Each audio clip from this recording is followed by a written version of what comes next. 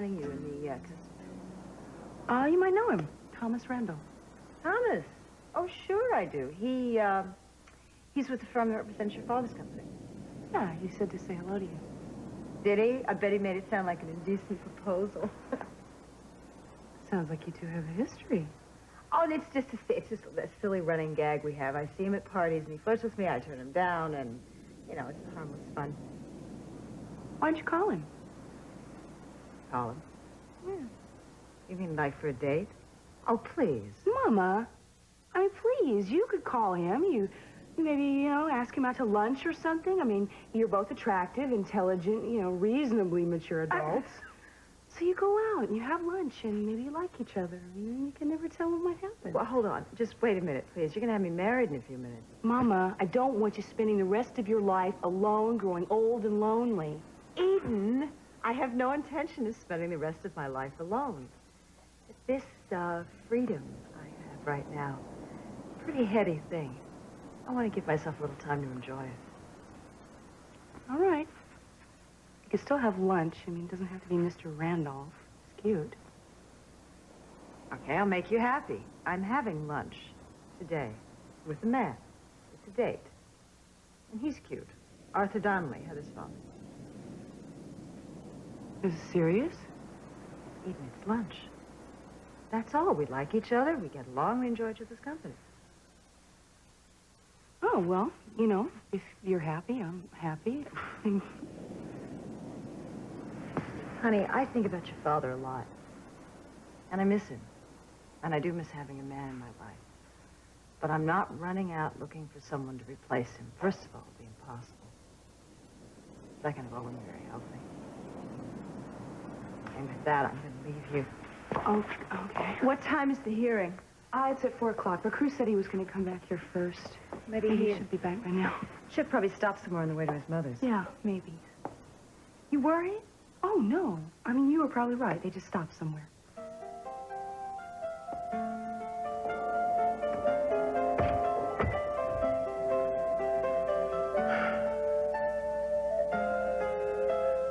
Little one, What do you think, Chipper? look what you've done to my life. Turning my world upside down. What should we do? I don't know what to do. She'll call me as soon as the hearing's over. Yes, I promise. Oh, Oh, Princess. hi, Daddy. Sophia. Look, I'm sorry I didn't call first, but I think, I want to tell you something that can't wait. It's all right. I was just leaving. No, I think you better stay. Concerns the whole family. Well, Daddy, what is it? I got my hands on a preview copy of the network special that Lydia Sonis is putting on. You're right. Absolutely right. In the 60 seconds, she's managed to decimate the family.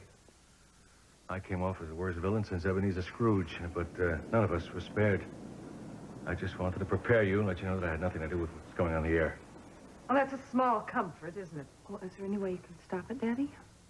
I wish there were. I've got my lawyers checking on the legality of things, maybe to get an injunction, but I don't think it's going to work.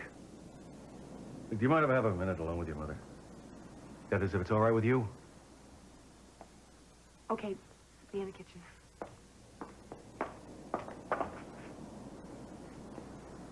Why do I get the feeling I'm not going to like this?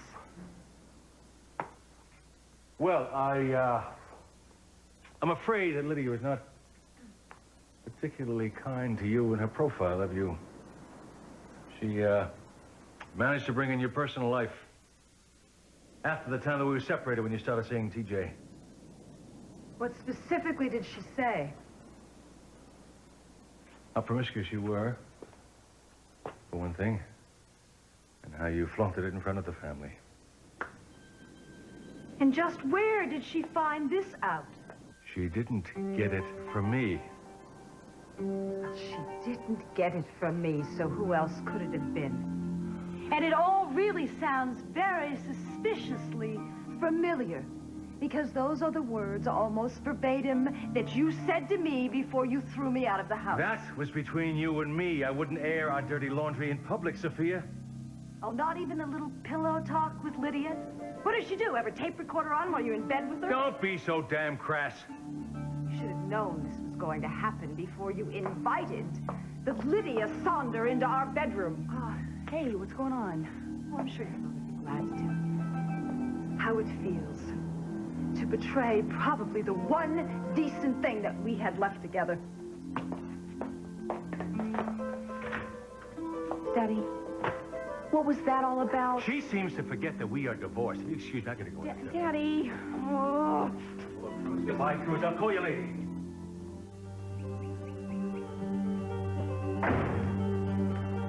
I came in at the wrong time. What just happened? Don't ask.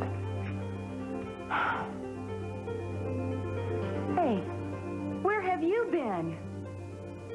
What do you mean? I have been worried about you. You didn't call. I've been imagining all sorts of things, thinking you're out there doing all kinds of crazy stuff. Me? Out there doing crazy stuff?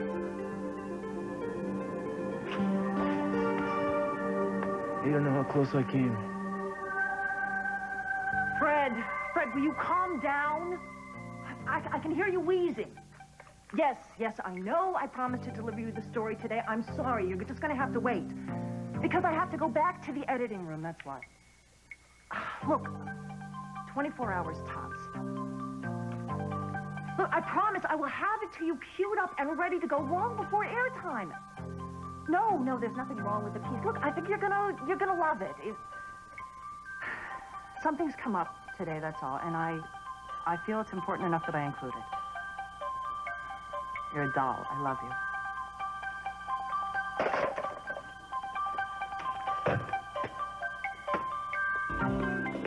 Forgive me for being late. You look lovely. Thank you. No, don't apologize. I just got here myself. Oh, good. Martini? Good choice. Bartender, I'll have the same if you don't mind. I don't think you met my son, Ted Campwell, Dr. Donnelly. Hello, Ted. Pleasure. Pleased to meet you. I'll get your drink. Your table's ready. Great. Thank you. Certainly a lot different than the Orient Express. Yeah, it is. A lot different. You want to go someplace else? No.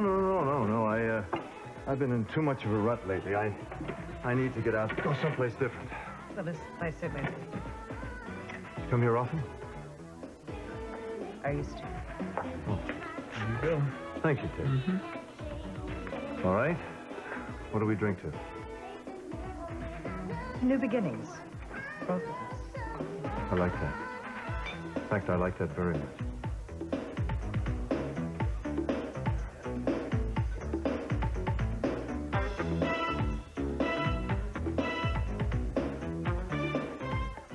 Hey, look what I found. What is it? I used to have one of these in high school. Confess to having an ulterior motive when I asked you out to lunch today. What is that? I want to know what your secret is with your children. Whenever I've seen you together, I'm struck by the rapport that you have.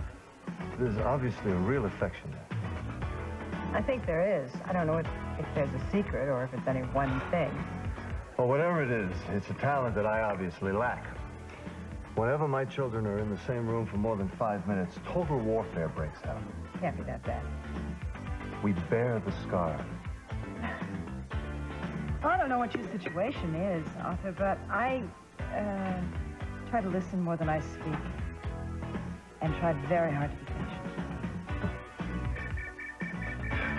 Speaking of whom, I'm sorry. Which... I'll just call the hospital. All right, I'll get us some more coffee. Thank you.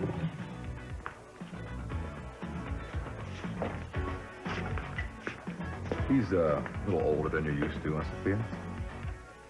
What do you want, teacher? Oh, I thought I'd just stop by and let you know you don't have to worry about Kelly anymore.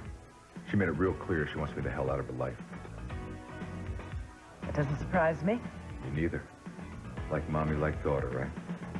You went back to a man you didn't love, and then you asked her to do the same thing.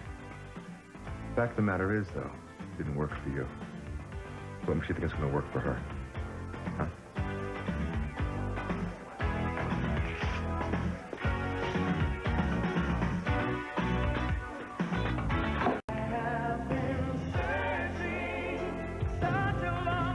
Hey, double C. Home night, huh? Didn't get you coupled up there. Get lost, son, boy. Yeah, maybe I will. I don't like indoor fireworks anymore. lonely and lost till love pulled me through. I found myself such a long, long time. I have been You know, I have had some of the most pleasurable hours I've spent in a long, long time. Thanks to you. Thank you. I'm just glad I could get your mind off your problems for a little while. You have a wonderful way of demanding all the attention of a man. Including another man, fellow sitting over there, seems quite taken with you. Yeah. My husband, never mind him. My ex-husband. I don't want to think about it. I'm just a very happily unmarried woman right now with a very charming escort. Thank you. It's enough. Who's the snake oil salesman your mother's dancing with? He's not a snake oil salesman, Dad. He's a doctor. What, is he conducting a professional consultation on the floor? He's a friend of Mom's. Really? That'll be a close one. The way he's holding her. What's his name? Arthur Donnelly. Works at the city hospital. You're not gonna cause a scene, are you, Dad? No, I'll leave that to Fred and Ginger.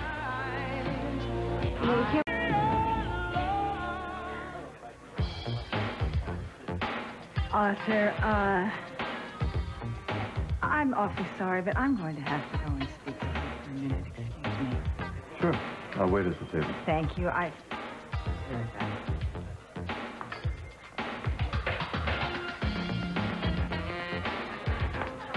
What do you think you're doing? I'm having a drink. What are you doing? I'm trying to have some fun. So what's stopping you? Your conscience? No.